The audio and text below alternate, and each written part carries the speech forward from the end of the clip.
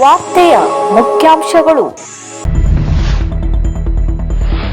ಕರಾಳ ದಿನದ ಅಂಗವಾಗಿ ಬಿಜೆಪಿ ಜಿಲ್ಲಾ ಕಾರ್ಯಾಲಯ ದೀನ್ ದಯಾಳ್ ಭವನದಲ್ಲಿ ಕರಾಳ ದಿನದ ಅಧ್ಯಾಯ ಮೆಲುಕು.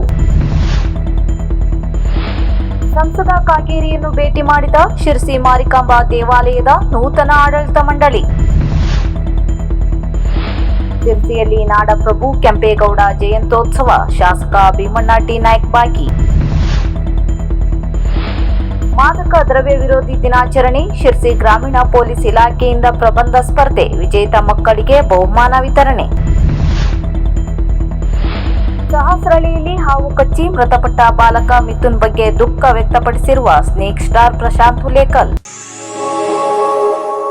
1975 ತುರ್ತು ಪರಿಸ್ಥಿತಿ, ಸಂವಿಧಾನ ವಿರೋಧಿ ನಡೆಗೆ. ಕರಾಳ ದಿನದ ಅಂಗವಾಗಿ ಬಿಜೆಪಿ ಜಿಲ್ಲಾ ಕಾರ್ಯಾಲಯ ದೀನ ದಯಾಳ್ ಭವನದಲ್ಲಿ ಕರಾಳ ದಿನದ ಅಧ್ಯಾಯ ಮೆಲುಕು ಹಾಕಲಾಯಿತು. ಆರ್ಎಸ್ಎಸ್ ವಿಭಾಗ ಪ್ರಮುಖ ಸತ್ಯನಾರಾಯಣ ಭಟ್ ವಕ್ತಾರರಾಗಿ ಮಾತನಾಡಿದರು. ಜನಸಂಘದ ಕಾರ್ಯಕರ್ತರು ತುರ್ತು ಪರಿಸ್ಥಿತಿಯಲ್ಲಿ ಜೈಲುವಾಸ ಅನುಭವಿಸಿದ ಬಾಬಣ್ಣ ಬಿಳಿಗಿಕರ್ ಅವರ ಮನೆಗೆ ಭೇಟಿ ನೀಡಿ ಅವರ ಆರೋಗ್ಯ ವಿಚಾರಿಸಿ ಅವರಿಗೆ ಗೌರವ ಸನ್ಮಾನ ನೀಡಲಾಯಿತು. ಜಿಲ್ಲಾಧ್ಯಕ್ಷರು ಎನ್ಎಸ್ ಹೆಗ್ಡೆ, ಜಿಲ್ಲಾ ಪ್ರಧಾನ ಕಾರ್ಯದರ್ಶಿ ಗುರುಪ್ರಸಾದ್ ಹೆಗ್ಡೆ, ಪ್ರಶಾಂತ್ ನಾಯ್ಕ್, ಮಂಡಲ ಅಧ್ಯಕ್ಷರು ಆನಂದ್ ಸಾಲೆ, ಪ್ರಧಾನ ಕಾರ್ಯದರ್ಶಿ ನಾಗರಾಜ್ ನಾಯ್ಕ್, ರೇಖಾ ಹೆಗ್ಡೆ, ರವಿ ಶೆಟ್ಟಿ, ಅನಂತಮೂರ್ತಿ ಹೆಗ್ಡೆ ಹಾಗೂ ಕಾರ್ಯಕರ್ತರು ಉಪಸ್ಥಿತರಿದ್ದರು.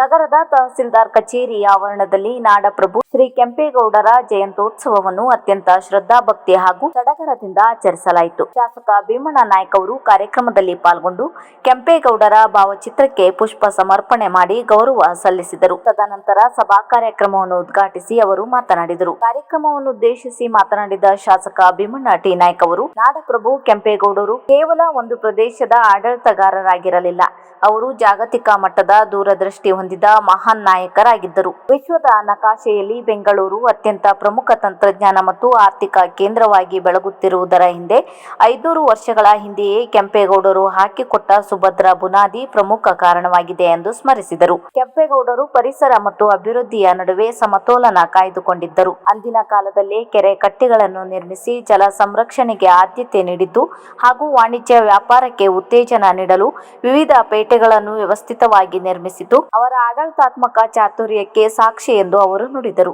ಅಧಿಕಾರಿಗಳು, ಸಿಬ್ಬಂದಿಗಳು, ಸಾರ್ವಜನಿಕರು ಇದ್ದರು.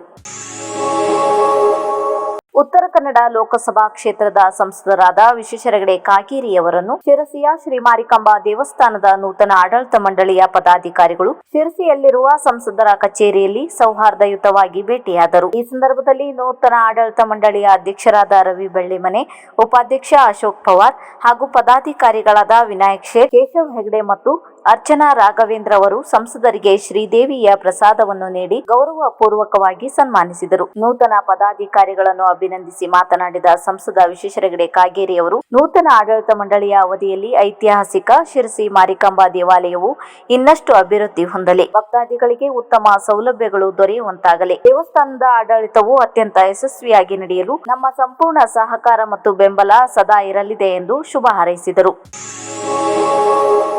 ದಿನಾಂಕ 25/6/2026ರಂದು ಶಿರಸಿ ಗ್ರಾಮೀಣ ಪೊಲೀಸ್ ಠಾಣಾ ವ್ಯಾಪ್ತಿಯ ಇಸಳೂರು ಗ್ರಾಮದ ಶ್ರೀನಿಕೇತನ ಶಾಲೆಯ ಮಕ್ಕಳಿಗೆ ಅಂತಾರಾಷ್ಟ್ರೀಯ ಮಾದಕ ದ್ರವ್ಯ ವಿರೋಧಿ ದಿನದ ಅಂಗವಾಗಿ ಪ್ರಬಂಧ ಬರೆಯುವ ಸ್ಪರ್ಧೆಯನ್ನು ಏರ್ಪಡಿಸಲಾಗಿತ್ತು. ಸ್ಪರ್ಧೆಯಲ್ಲಿ ವಿಜೇತರಾದ ಮಕ್ಕಳಿಗೆ ಬಹುಮಾನ ವಿತರಿಸಿ ಭಾವಿ ಪ್ರಜೆಗಳಲ್ಲಿ ಜಾಗೃತಿ ಮೂಡಿಸಲಾಯಿತು. ಮಾದಕ ದ್ರವ್ಯ ವ್ಯಸನದ ಬಗ್ಗೆ ಕಾರ್ಯಾಗಾರವನ್ನು ಕೈಗೊಂಡಿದ್ದು, ಸದರಿ ಕಾರ್ಯಕ್ರಮದಲ್ಲಿ ಮಕ್ಕಳಿಗೆ ಸೈಬರ್ ಅಪರಾಧ, ಡಿಜಿಟಲ್ ಅರೆಸ್ಟ್, ಪೋಕ್ಸೋ ಕಾಯ್ದೆ, ಮಕ್ಕಳ ಸಹಾಯವಾಣಿ 1098 ಹಾಗೂ 112 ಸಹಾಯವಾಣಿ ಮತ್ತು ರಸ್ತೆ ಸುರಕ್ಷತೆಯ ಬಗ್ಗೆ ಜಾಗೃತಿ ಮೂಡಿಸಲಾಯಿತು. ಶಿರಸಿ ಗ್ರಾಮೀಣ ಠಾಣೆಯ ಅಧಿಕಾರಿಗಳು, ಸಿಬ್ಬಂದಿಗಳು ಈ ಮಹತ್ತರ ಕಾರ್ಯದಲ್ಲಿ ಪಾಲ್ಗೊಂಡಿದ್ದರು.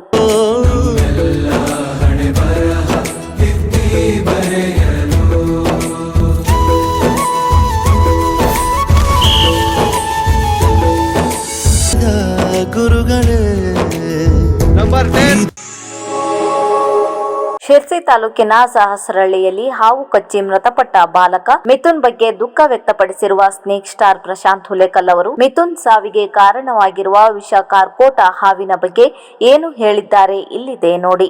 ಸಹಸ್ರಳ್ಳಿಯಲ್ಲಿ ಕೇಳ್ಪಟ್ಟೆ, ಅದೂ ಅಷ್ಟೇನೆ, ಇದು ನಾಗರಾವಲ್ಲ ಆಕ್ಚುಲಿ, ಅದಕ್ಕೆ ಕಾಮನ್ ಕ್ರಿಯೇಟ್ ಅಂತಾರೆ ಕನ್ನಡದಲ್ಲಿ. ಕಟ್ಟಾವು, ಈ ಬೆಳಗಂಡಕ ಅಂತಾರೆ. ಅದು ಆ್ಯಕ್ಚುಲಿ ಫುಲ್ ಕಪ್ಪು ಶೈನಿಂಗ್ ಕಪ್ಪು ಇರುತ್ತೆ, ಅದ್ರ ಮೇಲೆ ಬಿಳಿ ಬಿಳಿ ಬಟ್ಟೆಗಳು ಇರ್ತದೆ. ಅವು ಬರೋದು ಹೆಚ್ಚಾಗಿ ಈಗ ನೆಲ ಮೇಲೆ ಏನು ಹಾಸಿಗೆ ಮೇಲೆ ಮಲೆ ಇರ್ತಾರಲ್ಲ, ಅವು ಓಡಾಡೋದೇ ನೆಲದ ಮೇಲೆ. ಏನು ಭಾಳ ದೊಡ್ಡದಿರೋಲ್ಲ, ದೊಡ್ಡದಿರೋದು ಭಾಳ ರೇರು. ಅವು ಕಚ್ಚಿದ್ರೆ ಒಂದು ಹಾವು ಕಚ್ಚಿದ್ರು ಸಮ 15 ನಾಗರಾಮ ಕಚ್ಚಿದ್ರು ಸಮ. ಅವು ಮತ್ತು ಈ ನಾಗರಾಮ ಕಚ್ಚೋದಾದ್ರೂ ನಮಗೆ ಗೊತ್ತಾಗ್ತದೆ, ನೋವಾಗ್ತದೆ ಕಚ್ಚಿದಾಗ, ಉರಿ ಆಗ್ತದೆ. ಈ ಮೊನ್ನೆ ನಾವು ಹುಡುಗರೆ ಕಚ್ತಲ್ಲ, ಆ ಹಾವು ಕಚ್ಚಿದ್ರೆ